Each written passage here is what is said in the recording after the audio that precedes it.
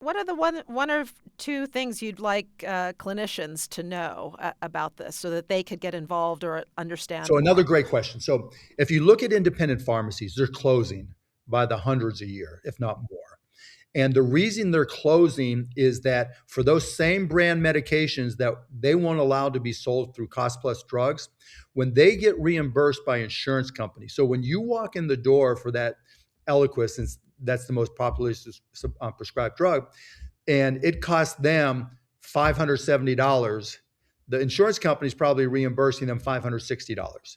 For a $1,300 GLP-1 that costs them $1,300, they may only be reimbursed $750. And so they won't even try to fill it. They'll send it to a chain competitor. Um, and that's very analogous to what's happening to independent physicians.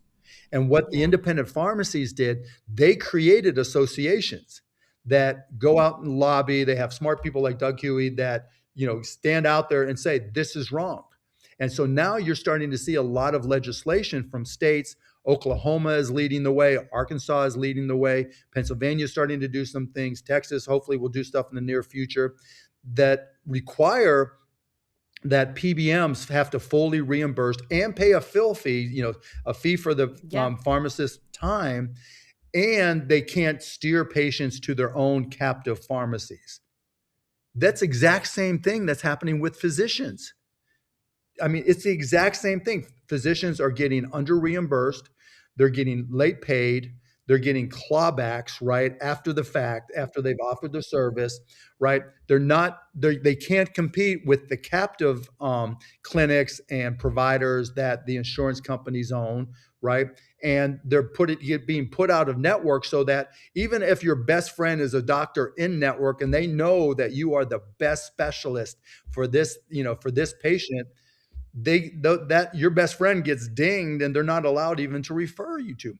You guys don't have an organization calling the everybody out for all this bull that's just sliding down on your head.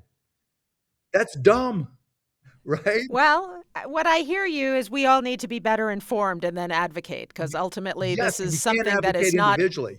And you guys need to be a lot bolder, a lot louder, and call out all these other people. And I'm trying to get into it now as I'm learning it, and I still have a lot to learn. I'm Yeah. trying, like this conversation, trying to call out, the insurance companies for doing that to independent physicians because that kills healthcare in this country. And it Yeah. also forces them either to get out of the business. Now they're pushing into direct primary care, or they sell out. And then when they sell out, now they're having to do 10 surgeries on ankles a day, Yeah. right? And not that they Yeah. can't, not that they don't love doing it, not that they don't Right. want to maximize the number of patients, but it's exhausting. Sure. Sure. You know, Yeah. if It's I'm good. getting a hip replacement again, Tristan, if I'm getting a hip replacement again, I want my doctor rested, not worrying about the next 9 they have to do that day. So you heard it here first. Wants doctors golfing on Wednesday. It's Yes, excellent. yes, or playing mahjong. I don't care.